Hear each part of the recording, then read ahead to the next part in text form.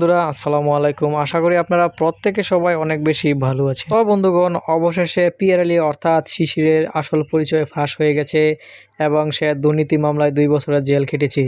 কিন্তু তাও সুলতানা তাকে মেনে নিয়েছে। কিন্তু সুলতানার বাবা তথা চেয়ারম্যান কি মেনে নিবে? কি হতে চলেছে সাহসী ছেলে বিতুময়ে এই নাটকের 5 নাম্বার পর্বে এবং কবে আসতে চলেছে এই নাটকের 5 নাম্বার পর্বটি, তারই সকল কিছুর বিস্তারিত আপডেট রয়েছে আজকের এই ভিডিওতে।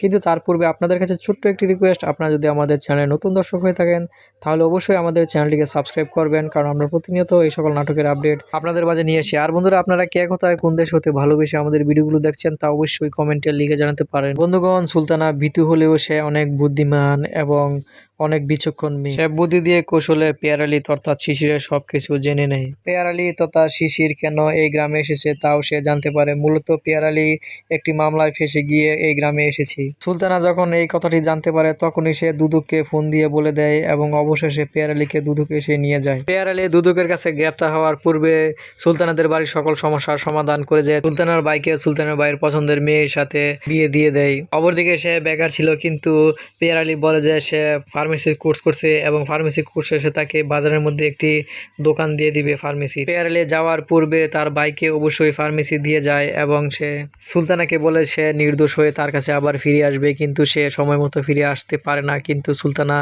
তার জন্য 2 বছর অপেক্ষা করে।